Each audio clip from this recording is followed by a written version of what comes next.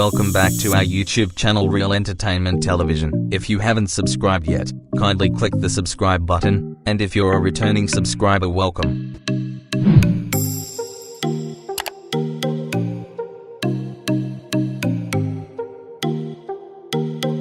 Things you need to know about the End SARS movement. End SARS is a decentralized social movement and series of mass protests against police brutality in Nigeria.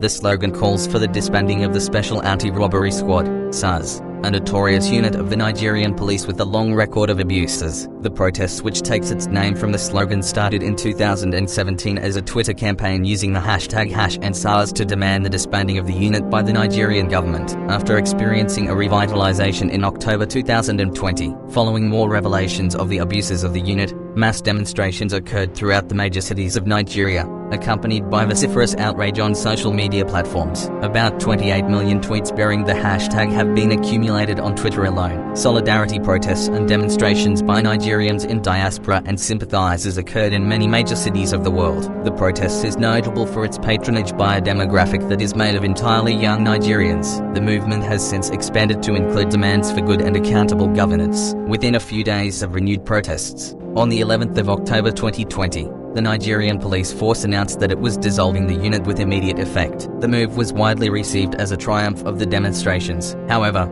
it was noted in many quarters that similar announcements had been made in recent years to pacify the public without the unit actually being disbanded, and that the government had merely planned to reassign and review SARS officers to medical centers rather than disband the unit entirely. In case you don't know what SARS means, the Special Anti-Robbery Squad, fondly called SARS, was a branch of the Nigeria Police Force under the State Criminal Investigation and Intelligence Department, SID. It was founded in late 1992 as one of the 14 units in the Force Criminal Investigation and Intelligence Department. The squad was created as a masked police unit to perform undercover operations against violent crimes like armed robbery, car snatching, kidnapping, cattle rustling, and the bearing and use of illegal firearms. What really caused the movement? #endsars. SARS officers have been alleged to profile young Nigerians, mostly males, based on fashion choices, tattoos and hairstyles. They were also known to mount illegal roadblocks, conduct unwarranted checks and searches.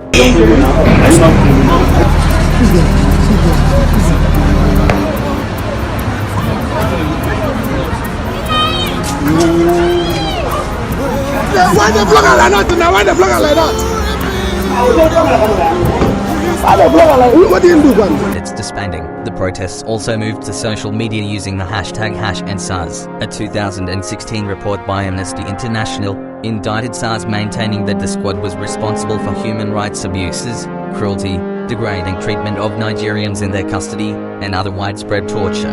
In 2018, Nigerian rapper Rugged Man joined the campaign to end police brutality by releasing a single titled, "Is Police Your Friend?" In 2017, a petition signed by 10,195 people was submitted to Nigeria's National Assembly calling for a total disbandment of SARS. A few senators backed the call for total disbandment of the unit. Consideration was given to reforming the force, rather than full disbandment due to the number of cases falling. The campaigners moved from social media using the #endsars hashtag to organized, peaceful protests in Abuja, Lagos, Ibadan, Osun, Benin, Ughelli, Warri, Ilorin, Ogbomoso, Owerri, Jos, Kaduna, Calabar and other Nigerian cities and states, threatening to continue if the government refused to disband the force. Not only were there campaigners in Nigeria utilizing the hashtag and having protests, but they were also done in London and some parts of America, recognizing this situation as a global event. In response to the campaign, Nigeria Police Force Public Relations Officer Jim Omoshod accused the campaigners of being criminals. Despite this,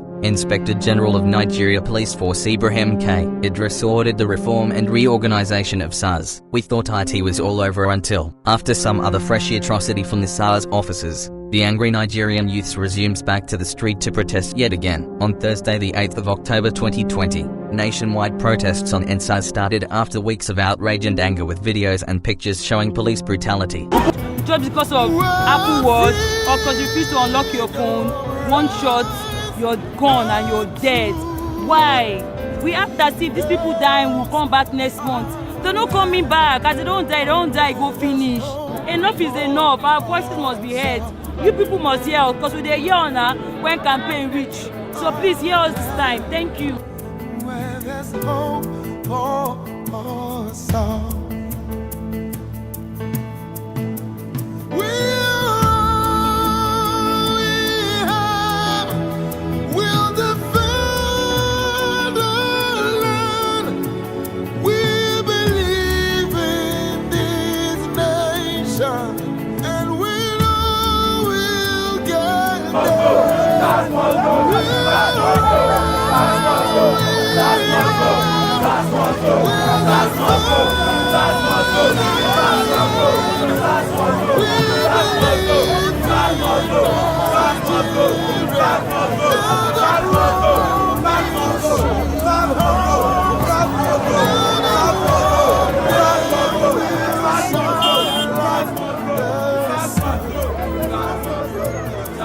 I was just happy and inspired to see how many people came out, and it just made me know that it's about time.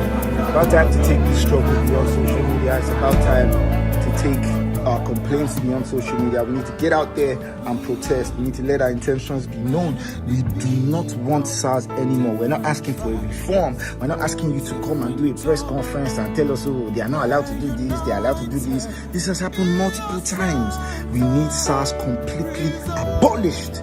Harassment and extortion in Nigeria. The protests were led predominantly by young Nigerians in different cities alongside many activists and celebrities. Nigeria police force disrupted the protests in some cities, throwing tear gas, using water cannons and shooting at unarmed peaceful protesters as seen in Abuja and Osun. This led to the death of Jim Isiaq in Ogbomoso, Oyo State, by Wednesday, the 14th of October 2020. The endsars protests were still ongoing with young people in different parts of Nigeria intensifying their calls for reforms and accountability in police operations. On Friday, the 16th of October 2020, the hacktivist group Anonymous hacked the Twitter account of the National Broadcasting Commission and posted a message which stated Anonymous will continue supporting Nigerians in a support for the ongoing protests. On October 20th, also known as Lekki Massacre, the Nigerian army murdered protesters at the Lekki tollgate. The government and army denied these allegations till date. Thousands of protesters gathered at the Admiralty Way Plaza tollgate, Lekki, and at the Lagos State Government Secretariat, Ilosa, Ika, to hold a candlelight session for the various victims of SARS police killings, following violent escalations which included attacks by agitators against both protesters and police.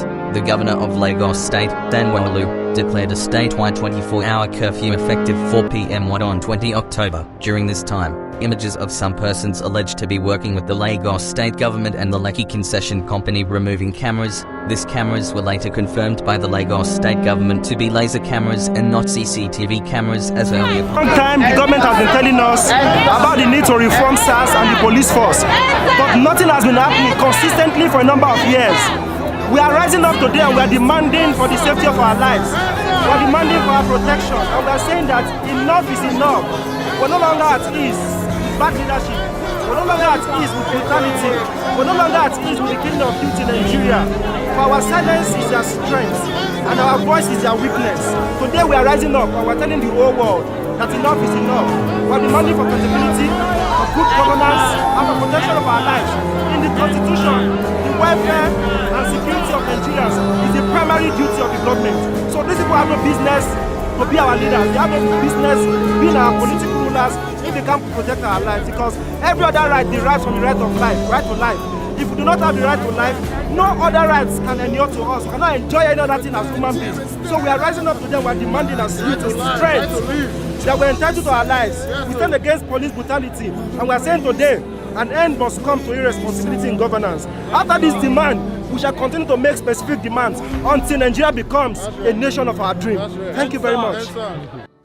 Trended on the internet showing how live-rounded bullets were being shot at innocent protesters who crouched on the ground, holding hands together and singing the Nigerian national anthem. There were also reports that at least 50 other people were injured. However, The Lagos state government later reported that the shooting resulted in up to 25 injured and only 2 dead, despite the fact that the curfew was extended till 9 p.m. Soldiers of the Nigerian army started shooting before 7 p.m. Following the killings on 20 October, video evidence showed that more shootings were still being carried out by the Nigerian army and the Nigerian police on the unarmed protesters. Some people also attacked and burnt buildings, vehicles, TV stations and raided the Oba of Lagos Palace. The governor of Lagos had said that there were no casualties from the incident of the previous day, but later tweeted that there had been reports of 1 casualty, which negated the reports sent in by various Twitter and Instagram users who had live recordings of the killings. While the protesters gathered again at the Lekki toll gate where the shooting took place on Tuesday 20 October, they were forced out by police. While the protesters defied the curfew imposed by the Lagos state governor,